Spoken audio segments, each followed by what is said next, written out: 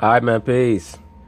You know, brothers, back when I was a child, one of my favorite movies was Dragon the Bruce Lee Story, starring Jason Scott Lee, which was basically a very highly fictionalized version of the martial art action star Bruce Lee's rise to prominence.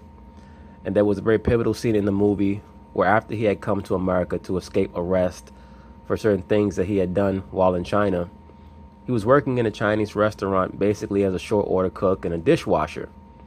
And he had managed to seduce the prettiest waitress that worked in the restaurant. I believe her name was April in the movie.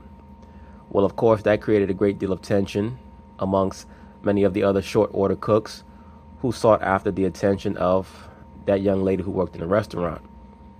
The tension built up to the point where Bruce Lee had to have a big brawl, a big fight in back of the restaurant with all the other short order cooks.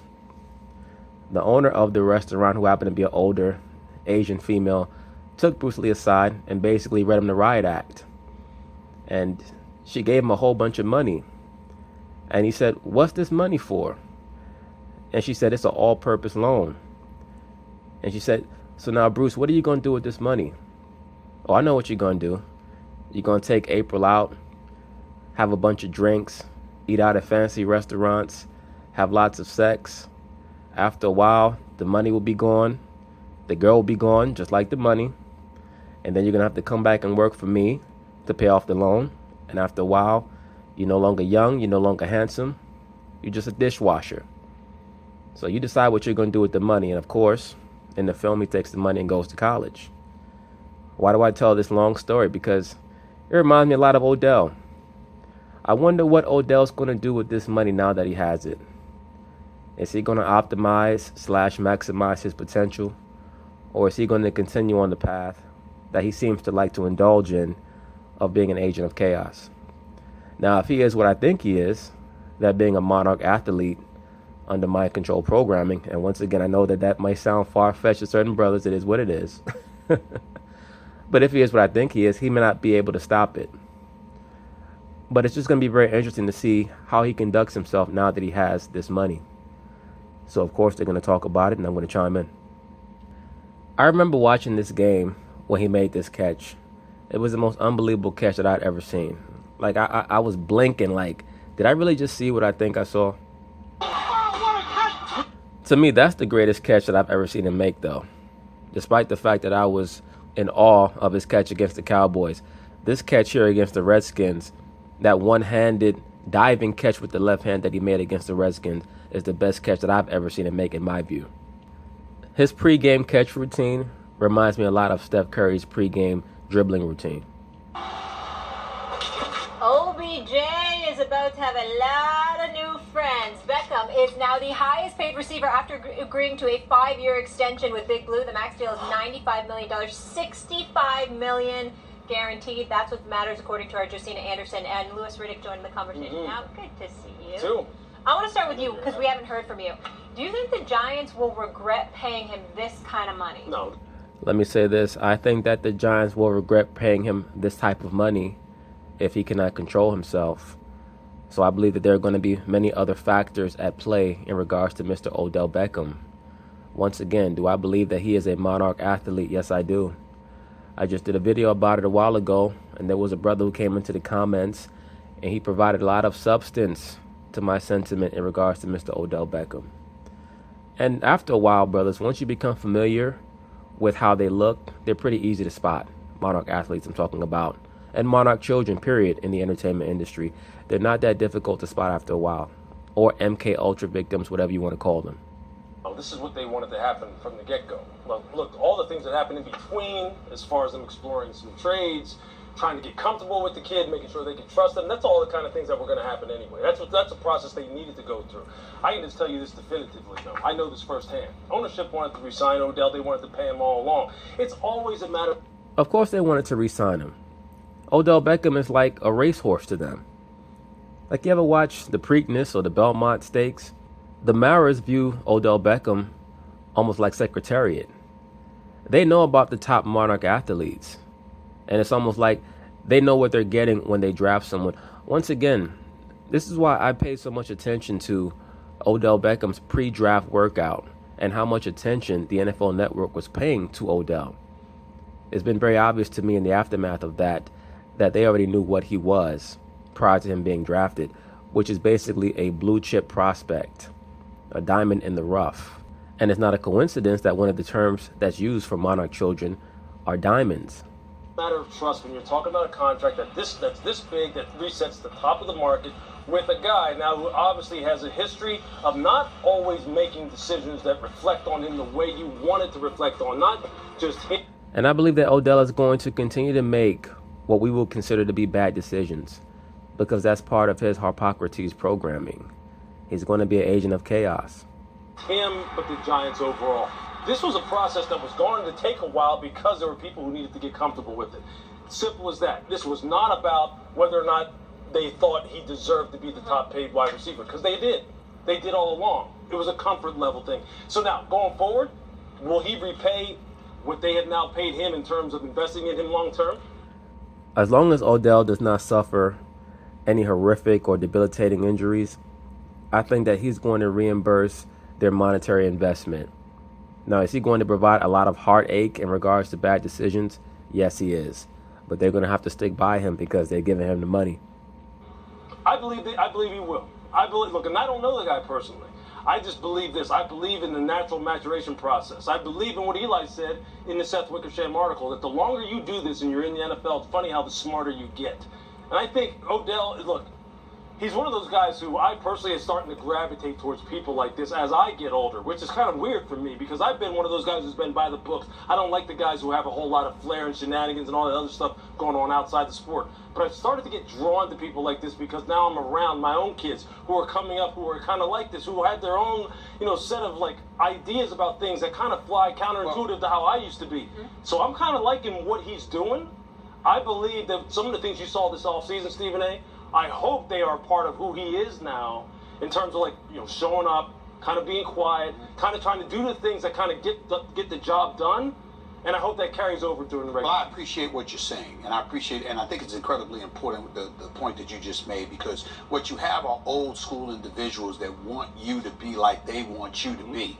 And really old school individuals that want you to be how they tell you to be, but oftentimes they themselves were not even like how they're telling you to be when they were your age. And look, let me say this. It's not always hypocritical for someone to require that you do what they say and not what they did. Because the point of someone telling you to do something a certain way is because they did it how they see you're trying to do it and it didn't work for them. And sometimes it's very difficult for someone to correct you according to mistakes that they themselves made, because oftentimes people don't want to admit that they fucked up in life. And this younger generation, on a come up, they're a bit different. And we have to accept it. We have to embrace that. And I think that a lot of times, so many people in positions of power and influence don't want to do that. And they don't realize that it sort of strips away from what makes that person who they are and what makes them as great as they are, which is something Max has alluded to on many, many occasions. Having said all of that, I do also think it's important. We're not questioning Odell Beckham's skill. We're not questioning his commitment to excellence. We know how hard he works, his teammates love him, etc., etc. But when you talk about the off-field, shenanigans, the reason why that kind of stuff matters is because some of it was going on after he had did the Nike deal. And the perspective was, well, he got some money coming in, so he's comfortable. So what if we give him more money? He's going to get even more comfortable. I'm not quite sure if it's a matter of comfort, Stephen A. Smith. I think that's just who he is or how he's programmed to be. Let me say this, and Stephen A. Smith brought it up himself. Odell Beckham Jr. is a Nike asset. Nike is a hub for Monarch athletes. So they already know what they have with Mr. Odell Beckham. There's a reason why they gave him the contract that they gave him. Many of the powers that be, once again, they know how to handle these athletes. They look at them like how they do top-level horses. They're going to run them into the ground, and when they're done with them, they're going to send them out to pasture. That's why you'll notice a lot of these top-level athletes, they tend to have breakdowns after they retire. I mentioned this in another video. There was a portion in Michael Jordan's life, I would say maybe about 5 or 6 years ago, where he looked very unhealthy. Every time you saw him, his eyes were bloodshot red. The whites of his eyes were oftentimes yellow, mixed with bloodshot red. His skin lost a lot of its luminosity. He looked very, very unhealthy. Many of these top-level athletes, especially when they're Monarch athletes, when they retire, they become very depressed and they go through what's known as self-destruct programming. And if they don't have something to grasp onto to give them a certain sense of stability, they can go over the edge. Look at Dennis Rodman, who I also believe is Monarch programmed. As a matter of fact, I have little doubt about it. Look at Dennis Rodman. He looked like he was on the tipping point for a very long time now. And I believe that he has finally entered himself into rehabilitation. So it's going to be incredibly imperative that he toes the line to some degree, sort of capitulates to some of those things that got him this money. And that was in the Wickersham article too. And the reason why, Max, that's so important is the only point that I really want to make is that now it's not about you. Because you got yours. Right. It's got other guys on the come up. Don't make them regret the decision. If they regret the decision, they're going to hold it up against the next guy on the come up. I think that's a good point.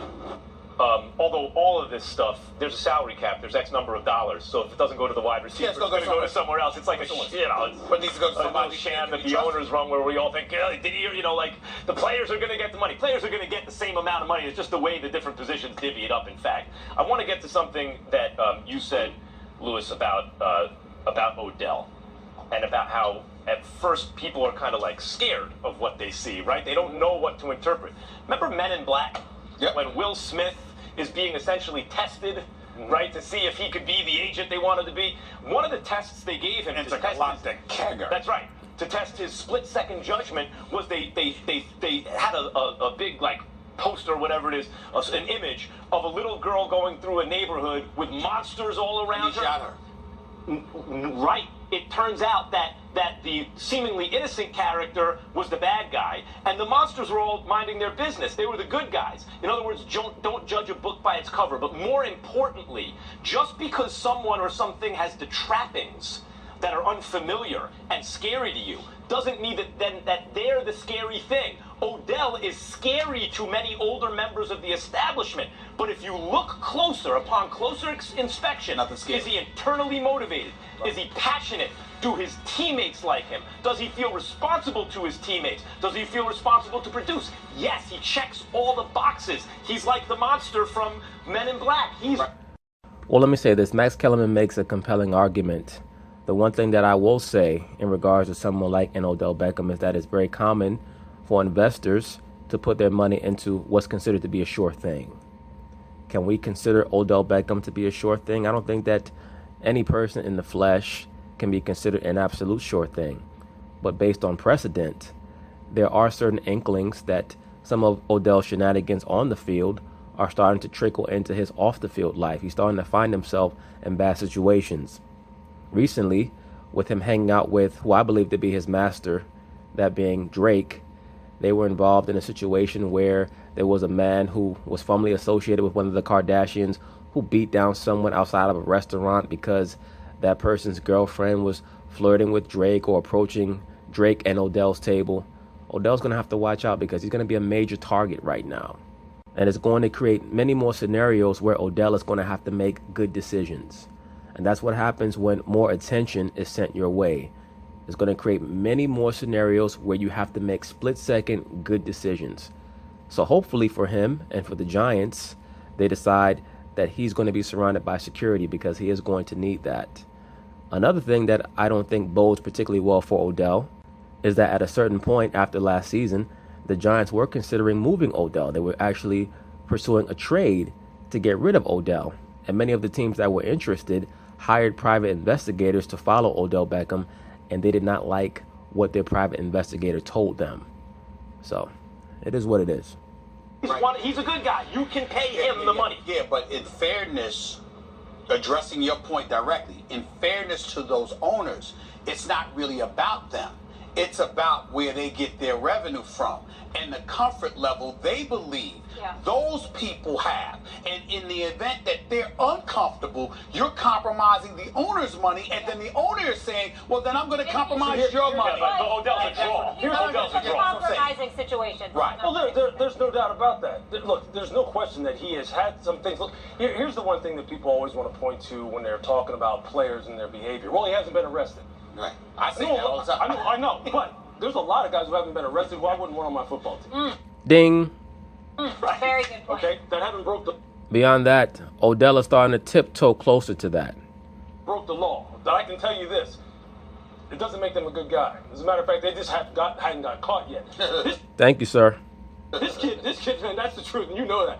This kid right here, though, has a lot of fascinating layers. What's going to make him successful going forward?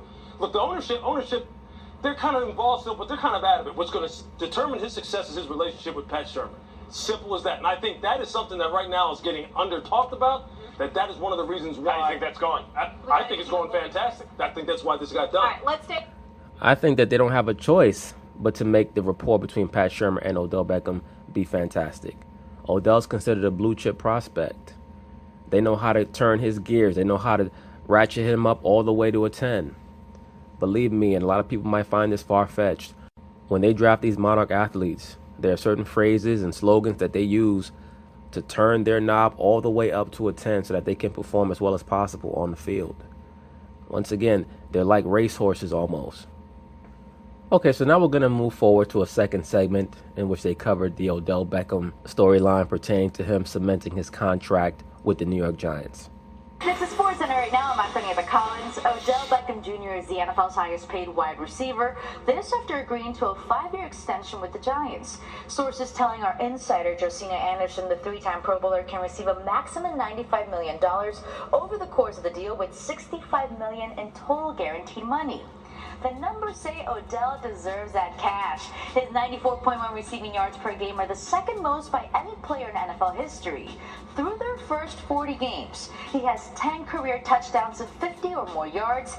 That's the most by any player since he entered the league in 2014. Let me say this, beyond that, what truly makes Odell worth his weight in gold and worth that contract is that over the next however many years, Eli Manning is going to depreciate every season. He's pushing 40. Beyond that, the Giants really don't have many high aspirations to win a title. But as long as they have Odell Beckham there, they're almost guaranteed that they're going to sell out every Sunday for those home games. That despite missing 12 games last season with the ankle injury. And he's clutch. 15 fourth-quarter touchdowns in his career, but Beckham has no controversy. Seth Wickersham, who just posted his new article on the Whiteout, had this to say on Get Up. At the end of the day, I mean, people like him. I think they're happy for him that he got this. But we all know that contracts make you a leader, but they also amplify your habits. And I think the question for the Giants is, what habits get amplified here? You can read Seth Wickersham. Very interesting shirt that this brother has on here, and an extremely interesting photo shoot as well. I'll probably be checking out this article to see what's going on. As you brothers can see by the emblem on his shirt, it seems to be stylized. I'll leave it at that. Seth Wickersham's in-depth article on Beckham in ESPN, the magazine, and it's available now on ESPN.com. Now let's get you back to First Take. Odell is now the highest paid receiver in football. We now welcome in Will Kane from OBJ's town. Hey, Will. From OBJ's town, yeah, currently, but like from carries a lot of weight. Let's always say from Texas, currently in New York. I wouldn't even call that OBJ's town because he's not from New York and he does not even play in New York City. The team is called the New York Giants, but they play out in New Jersey. Oh, okay. Thanks for clearing that one up. Will, will the Giants regret this decision? I think they're going to have to white-knuckle grip it for the entire 3 to 5 years. I think that anytime you write that many zeros and take on this many risks, you've taken on, I don't know, what we call it, disproportionate risk. Well, let me say this, Will Kane. I'm not quite sure how disproportionate the risk is, because I don't truly believe that the Giants feel like they're not going to make their money back, especially when they consider, once again, how much revenue they're going to be making from fan attendance every Sunday when you have an Odell Beckham on your team.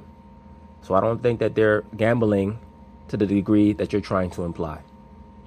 The risk-reward analysis is a little bit tipped in the risk favor. Here's what I'm saying. I think Odell Beckham Jr. is great, and I'm happy for any man that gets paid. I'm a capitalist. I believe in free markets. I'm all into somebody getting paid. It's not about him as a person, and it's not about me hating. It's more about, if I were GM of the New York Giants, would I do this? And here's how this risk-reward analysis plays out for me. First, on the risk side, Odell as an individual has shown you at various occasions throughout his career that he comes with risks. If you don't think he does, you're just I don't know, an ostrich sticking your head in the sand, or... Well, let me say this. Every human being comes with risk. It's a matter of how gross the risk is. Here's what we know about Odell. Barring injury, he shows up for every game.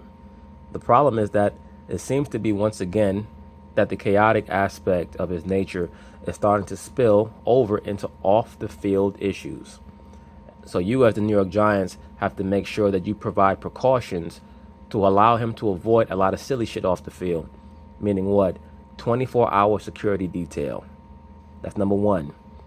And if you need to, you may have to have a couple of private investigators / off-duty police officers follow him around, and hell, even vet some of the females that he's associating with. You may have to do that because he is an investment. Or you're bleeding blue and red. You're just not seeing it the way it is. Forget, for this moment, the off-the-field incidents, the videos from Paris, the fear of drug, association, John Mara saying something about Odell Beckham's behavior. Read Seth Wickersham's piece. If you want to factor in risk, just watch how many times it seems that Odell toys with the idea of losing, his joy in football. Does he love it? Is it a job? Is it just fun? Up, down, up, constantly. That's risk, okay? That's risk. Bottom line, you flip it to the other side, reward. I believe, and this has nothing to do with Odell now, that you don't need a big-time wide receiver to win in the NFL. I think history and data shows it. Max, we've had this debate. Well, here's the problem, Will Kane. What you do need to win in the NFL is a top-level quarterback with a great offensive line. The New York Giants have neither one. So you're answering your own question in regards to why the Giants are giving Odell this money. He is box office. As a matter of fact, he's box office with a capital B and O. That's truly what he is. And over the last 4+ seasons that he's been on the Giants, there's been a direct correlation between his play and Eli Manning being exponentially higher in regards to his proficiency. I think the 4 teams that spent the least on wide receiver last year all made the playoffs. I think 2/3 of all the playoff teams last year were in the bottom half of paying wide receivers. The New England Patriots have showed the model. The Philadelphia Eagles, who did spend more, didn't even have a 1,000-yard receiver on their roster. That's true, but as you stated, they spent much more money on their receivers. They made a concerted effort to improve the wide receiver position in the offseason before last season, and it showed in the Super Bowl because they got superlative play from their wide receivers. Beyond that, you cannot compare anybody to what the Patriots do because they have one of the greatest quarterbacks of all time on their team, and their system is crafted to suit Tom Brady's skill set at this point. Meaning, we don't want a bunch of downfield threats because we don't want Tom Brady having to throw down the field too much anyway, because we're not quite sure what his level of accuracy will be down the field at this point in his career. That's just the bottom line of it. I just don't believe you build a team with weapons first. You build it inside out. Offense and defensive line and wide receivers are nice, but not necessary. Well, I agree with that. So the risk reward is off. You do build from the inside out. The Giants revamped their offensive line. They added Super Bowl winning left tackle starting for the Patriots, Nate Solder, and maybe the second best guard prospect in the world in Will Hernandez, you could argue. At any rate, those are 2 excellent pieces to add to a line. And they brought in Omame, I forgot how to pronounce his name. Anyway, who's a veteran guard. Must be great. No, he's just a veteran, but he's competent. They've revamped their line. Now the question is, how do they spend their money? Well, they drafted Saquon Barkley, which means they're looking at Eli. You got 2 years, brother. Let's see you get it done behind this new line. And Odell with Saquon. It's interesting, Will. You say there's risk-reward, there's on both sides of the ledger, but you lean toward the risk. If it was a Cowboy, you'd lean toward the reward. It's a Giant. I lean toward the reward. Well, my thing is this. I mean, I think that you have enough precedent to lean towards the reward. I don't think there's a fanboy thing. I think that Odell has proved that for the most part, even though he's shown some mental fragility, that he shows up every Sunday. And barring catastrophic injury, he's going to show up every Sunday. The real issue is going to be the increased scrutiny that he's going to be put under, as well as the exponentially vaster amount of attention that he's going to receive off the field. He's going to be a major target for a lot of people, both men and women. I don't think you have justification for saying that he's not worth the risk. And I think that's what this really comes down to. He has produced. He has superstar written all over him. He is on the field when healthy. There's nothing that he's done that's compromised his ability to play the game of football per se. So the work ethic is there, the talent is there, the level of production when he's on the field is there, and the market is there for him to get this kind of money. What possible justification could you legitimately have if you were an executive, a general manager, for denying him this money? You could stipulate in the contract behavioral issues that may concern you, and how if anything compromises his ability to be on the field, you're going to do what you can to make sure that you don't have to dole out as much money. But when you look at it on its face, the $95 million deal, $65 million in guaranteed dollars, you know, if you made the argument that Antonio Brown is better, I'm with it. If you say that Antonio Brown's level of production is worthy of more money, fine. But to act like this guy is too big of a risk to give this money to, I don't understand where that argument comes from. I don't think that Will Cain is saying that Odell Beckham is too big of a risk to give the money to. I think that he's just saying that there's a little bit more risk factor in his view than reward factor. I'm not quite sure that I agree with that at this point. I will lean 50-50, slightly more towards reward, just for the simple fact that just the name Odell Beckham is going to guarantee that you're going to sell out every Sunday, 8 Sundays a year for the next 5 years, assuming that he's there for the next 5 years. Well, let me see if I can flesh it out a little more and bring you around here. First of all, Max, if we're kind of fleshing out who's the bigger homer, who's doing this through the prism of their fandom, I believe in the past 2 weeks you've proclaimed that Odell Beckham Jr. has a chance to be the greatest of all time. Correct. Saquon Barkley is the best running back you've seen as a prospect in your time. Correct. And you just said, Will Hernandez is the second best guard prospect on the planet. I don't know, his second or first, doesn't matter. I thought he was the second best guard in the draft. But Will, that's the only time I've ever made that argument for any... Really? Max Kellerman says that he thought Willie Hernandez was the second best guard in the draft. Now, who the hell, other than NFL scouts, can even evaluate who the best offensive linemen are going to be in the draft? Unless you played football and you're watching that position and how they're working, nobody knows or cares who the best offensive linemen are at particular positions in the draft. You know who the best quarterbacks are. You know who the best linebackers are. You know who the best running backs are, the best receivers, maybe the best defensive backs. Nobody's saying, oh, wow, the Giants got a steal in the draft because I saw Willie Hernandez run the poll and he was just unbelievable. For any Giant skills just position said all player. time. Or no, you said on the planet. On the planet. Yeah. Look, man, which one was engaging in hyperbole here? You put 3 Giants in on the planet all-time category. Suggesting me. Now, hold on, Stephen A. I didn't say that I would deny this man this money. It's not about whether or not he's... Look, I don't even like you comparing him to Antonio Brown because that's not how markets work. It's not about, hey... Thank you, sir. I have no idea why Stephen A. Smith turned a contract negotiation conversation into a who's a better wide receiver conversation. That's not how the market works, as Will Cain stated so well. Hey, you know, if that's the case, by the way, Julio Jones shouldn't be showing up to Falcons camp because he's not the 11th best receiver in the league. That's where he's paid. But that's not how it works, man. It works. When is your contract up, and what's the market set for you? Well, it doesn't always mean where your contract is up. The Falcons threw a little bit more money to assuage Julio Jones because even though he had a couple of years left on his deal, they knew that he was worthy of some level of consideration. And this is the National Football League, so it's not always about that. But the point is, you don't just line up best to worst and say best gets paid the most, worst gets paid the least. Well, we know not that. How contracts... Okay, then. So I'm not insulting Odell. What I'm telling you is, if I were the one writing the checks, this risk reward would bother me, mainly because of a team building exercise. I don't believe the Giants don't have to pay anyone else 10% of your cap. Okay, Well, you pay them 10% of your cap if you're looking over the next 5 years and you're telling yourself, we don't really have any realistic chance to win the Super Bowl, so we might as well bring the show to the New York Giants Stadium because we damn sure not going to bring any trophies here. Can I do another exercise here and test all of your homerism happening right now, all your allegiances? So last season, the Giants finished dead last in the NFC East with only 3 wins. Max? Yes. Where will the Giants finish in the division this season? I'll give the Giants at best 7-9, and they're going to finish last place in the NFC East. I think that all 3 of the other teams are going to be better than them. It's possible. It's possible. There's an extremely remote possibility that the Washington Redskins may finish behind the New York Giants. But with Alex Smith at quarterback, I doubt it. And even more so with Adrian Peterson, who I think is going to have a very good comeback season for them. It would not shock me if Adrian breaks 1,000 yards for the Redskins. And we know what Alex Smith can do as a quarterback. Is he going to make anyone forget Dan Marino? No. But oftentimes, he can find a way to get his team to 9-7, 10-6. And I just don't see that from the New York Giants this year.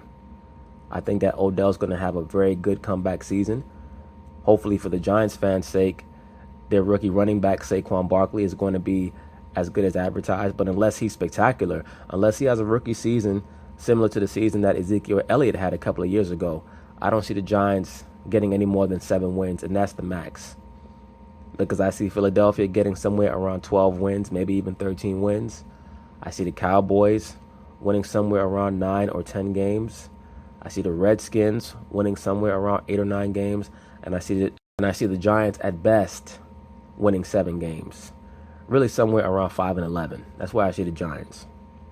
To disprove what Will said, I'm going to say in first place. I think they'll Look, here's the truth of the matter. The NFC East, the Eagles are the most talented team, but I believe in Super Bowl hangovers for most teams, and there are some reasons for concern with the Eagles. Washington is solid. They seem to be more or less solid the last couple of years. I don't believe in them. The Cowboys were very good a couple of years ago, not as good last year, and their offensive line is in shambles right now. As I mentioned, the Giants revamped their offensive line. They drafted the best player in this draft, I believe, who should hit the ground running and be a threat in every single way on offense, to pair with a newly signed and motivated Odell Beckham Jr. By the way, Betcher brought in that 3-4 defense, freed up guys like Olivier Vernon to go get the quarterback. I like the Giants. What do you think? Giants in third place. I'm sorry, second place. I apologize. Second place. Eagles win the division. Giants in second place. The Dallas Cowboys come in third place. Redskins dead last. The Giants get, I'm sorry to you, Molly, I'm sorry to you, Max. Yeah. The Giants land in last, okay? Wow. And here's why. They're poor on the offensive line. Max can't even name the offensive line when he's trying to rattle off about their improvement on offensive line. Sure, he can't pronounce their names. That's how... I agree. I don't see the Giants winning more than 6 or 7 games. That's at the most. I see them finishing somewhere around 5-11. And wouldn't surprise me if Odell has a couple more of his sideline breakdowns like he did the last time he was relatively healthy. I see them somewhere around 4-12, 5-11. I see the Redskins somewhere around 8-8, 9-7. The Cowboys somewhere around 9-7, 10-6. And the Eagles somewhere around 12-4, maybe even 13-3. That's how great they are. Let me just explain to you this. If you want to build with weapons, you better hope the Pittsburgh Steelers are your model. The Giants better hope they're like the Steelers. What I fear for the Giants are, as Eli declines and Max's 2-year window here declines, you end up looking more like the Texans over the last several years than the Steelers. You got good weapons and no quarterback to get it to them. And no time for that quarterback to get it to him. The Giants really don't even have that many weapons. They have Odell Beckham. They got that kid Shepard, who seems like a nice little possession receiver. What else do they really have? We don't know what Saquon Barkley is yet. All right. Well, wonderful having you join us. We'll see you and hear you on the Will Cage Show later today, 3 to 6 Eastern. Mm-hmm. All right. Yes, you would. But anyway, that's basically it on that. We'll see how things turn out for Mr. Odell Beckham. I'm sure that he's going to find himself in the center of the firestorm for the remainder of his career. So peace. All right, man, peace. So, brothers, I decided to make an epilogue for the video that I did pertaining to Odell Beckham, entitled Odell Beckham, Slave to Fame, just to provide a little bit of context to some of the statements, some of the sentiments that I brought forth in that video. Why is that? Because I think that it's important. I think that sometimes I say certain things, and if you're not as aware or as comfortable with some of the information that I put forth in the videos as I am, sometimes you can get lost, you can get confused. So I like to provide some pictorial context.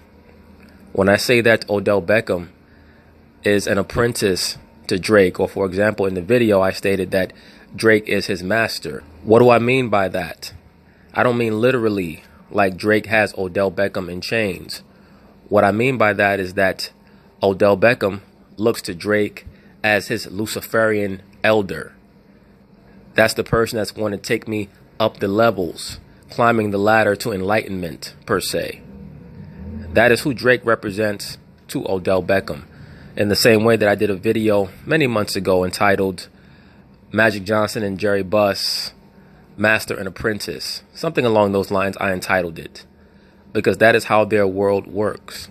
You have a master and you have an apprentice. Like, for example, Michael Jordan was the master. Kobe Bryant was the apprentice, not only in basketball, but also in Luciferianism. Now, Kobe plays the master in Luciferianism to many of his acolytes. That being James Harden, Russell Westbrook, Kyrie Irving, soon to be Jason Tatum, etc. They initiate the journey for many of these super athletes that may have gotten started from their childhood, if they're Monarch athletes, or in college in the fraternity system, which is where they're first introduced to many of the rituals of the Babylonian Kemetic mystery school system.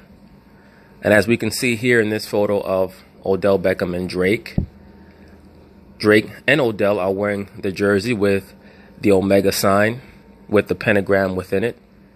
And of course, on the shoulder, you have the quote-unquote divine owl, representing who? The mother goddess, known as Minerva, or in ancient Kemet, she was known as Amit, spelled A as in apple, M-M-I-T. For those of you brothers that read the scriptures, you'll know her as Lilith. But it's not printed there in the scriptures. You have to go into the Hebrew. For example, in Isaiah, the 34th chapter, where it tells you about the owls, the word there is Lilith, because that's in reference to the mother goddess, the quote-unquote pagan mother goddess, as the Israelites knew that entity. But she was known by various names throughout different cultures. In ancient Kemet, of course, she was also known as Aset. In Babylon, she was known as Rhea, spelled R as in Roger, H-E-A. So her divine animal, or her divine totem animal, was either the owl or the vulture. Why is that? Because those birds are known for their keen eyesight. So it was metaphorical. She supposedly had a greater understanding of what was going on around her, a higher level of wisdom. That is why Minerva was known as what? The goddess of wisdom. Okay? So once again, in the entertainment industry, they venerate these quote-unquote gods and goddesses, or these manifestations of the same pagan god and goddess, which is just that divine triumvirate, that divine quote-unquote trinity of the Father God, the Mother Goddess, and the Son. That is who they venerate. And Drake acts as the master to Odell's apprentice.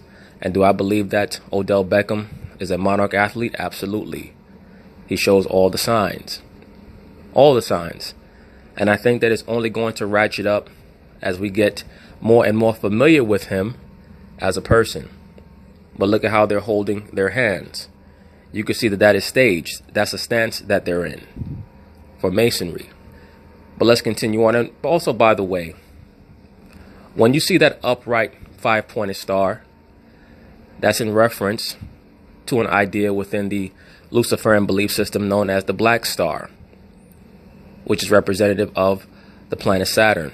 The 5-pointed star also represents the mother goddess, the quote-unquote Sirius star, or the dog star. In ancient Kemet, that entity, she was known as Sopdet, spelled S as in Sam, O, P as in Peter, D as in David, E as in Edward, T as in Thomas. Okay? You're going to find that many of your favorite artists, whether they be in hip-hop or rock and roll or what have you, they all venerate the same entity or the same entities. Remember back in the late 90s, early 2000s, you had the group Black Star with Talib Kweli and Mos Def. Remember them? And they tried to make themselves out to be the pro-blackity black super consciousness group. Once again, brothers, by the time you see these artists, quote unquote, these artists, and I put that in quotes because they're really witches, by the time you see them on TV, they're Saturnians. Okay? That's how they get fame, by venerating Saturn. You have to ask yourself, Common the rapper, Mos Def the rapper are supposedly so pro-blackity black, but they're always in movies. Why is that? Supposedly they're so against the power structure, but they always get cast in these movies. Allegedly. Because the Kabbalistic movie executives / record executives, basically the big wigs in the entertainment industry, they know that no matter what these artists say on television, that behind the scenes they have them by the balls, figuratively and literally. Once again, we see Odell Beckham and Drake in the same stance. We also see them representing the two pillars of masonry, the red and the blue, right? Red representing fire, blue representing ice, fire and ice, Saturnian principles. I'll be covering that in another video down the line. But all these poses are symbolic.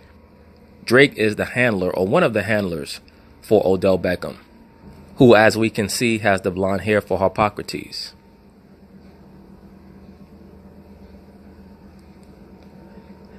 Here we see Odell with the former great Giants wide receiver, Victor Cruz. You know what's interesting about Victor Cruz? He has a very, very good biographical film on Showtime entitled I Am Victor Cruz. And I may have mentioned this in another video, but if I haven't, I'm going to mention it again. Whenever you see these celebrities with that Twitter handle, I am, that is in reference to Pan or Saturn, okay? They're telling you that they venerate Pan or Saturn, whatever name you prefer to call that so-called deity or that so-called entity, the goat god, the god of death. They're willing to make any sacrifice that is necessary, okay? And why do I say that? Because when you watch Victor Cruz's biographical film on Showtime, it tells you that even though he was a standout wide receiver in high school, and he went to college. I'm trying to remember what college he went to. I think he went to UMass for a year, and he failed out. And don't you know, strangely enough, his father was found dead, supposedly having committed suicide. And right after that, the University of Massachusetts let Victor Cruz back into their school, and his career took off from there. And seemingly everything went his way until eventually he flamed out with the Giants. He tore his patella tendon, I think it was, in a game against the Philadelphia Eagles, and Odell Beckham, the newer model, replaced him. But I just found that very interesting that he chose to name his biographical film I Am Victor Cruz. Why is that? That is a way to mock the Most High, who tells us in Exodus, the 6th chapter, in the 3rd verse, I am that I am. When you see these Masonic celebrities with that Twitter handle or using that term on whatever social media outlet they want to use it on, they're telling you that they look at themselves as a god. They're Luciferian. Okay? So that's why we see Victor Cruz, his NFL career failed, and he pops right back up on ESPN. They'll take care of you for the rest of your life once you make that decision to bow the knee to Baal. It is what it is. And we also see, of course, Odell in the all black for Saturn. Now, this is a very interesting photo that I found of Odell. As we can see with the hand sign here, for those of you brothers that don't know, he has his hand on his heart. His right hand is over his heart, showing his loyalty to the craft. And his left hand is right on his chin, to show what? That he's willing to make any sacrifice that is necessary, including himself. And that's something that many of you brothers have to understand. When you see these celebrities get found dead, sometimes they willingly sacrifice themselves. They will willingly sacrifice themselves for the cause. They put themselves on the altar as proverbial Heru to their God, because they're willing to do anything to continue the great work, to add that capstone onto the pyramid, to continue what Cush and Nimrod initiated all those millennia ago. Believe it or not, it might sound far-fetched, but it is what it is. Once again, we see Odell in the all black as well, showing you that he adheres to the premise of dark magic, meaning the energy from within. That's what he's using to try to manifest his greatness. But let's prove it a little bit further. Now, this is a guide to many of the quote-unquote Masonic hand signs that you see these celebrities or dignitaries, politicians, etc. utilize in plain sight to convey their messages without you knowing. This is a book that many of you brothers should acquire who are interested in the subject, called Codex Magica, written by an author named Tex Mars. Now, he can get a bit far-fetched every once in a while, but like everything else in life, you have to have the ability, the discernment, to be able to separate the meat from the bones. And what he's very good at doing is spotting many of the Kabbalistic / Masonic gestures and hand signs that these celebrities utilize to convey their loyalty to the craft. So let's look at what this sign means with the hand on the chin. A number of dictionaries of symbols state that the hand placed on the neck signifies sacrifice. Now, sacrifice can have at least two meanings. One, the continuing threat of the penalties to be applied to punish those adepts and initiates who so impertinently reveal the secrets of the order. And two, the willingness of the individual performing the sign to sacrifice himself for the good of the order or for the good of the cause or great work of the Illuminati. Now, look, I don't like to use that word Illuminati because that word has taken on a life of its own. It's basically become a catch term, a pop culture term. I prefer the term craft because that's what they are. They're witches. It's very, very real. I don't like to use that term Illuminati because I think that term has taken on too much of a pop culture tone to it.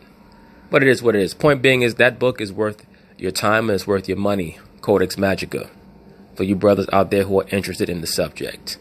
But basically, I think that I've proven my point. I think that the point will prove itself even further as we watch Odell Beckham's career transpire. So peace.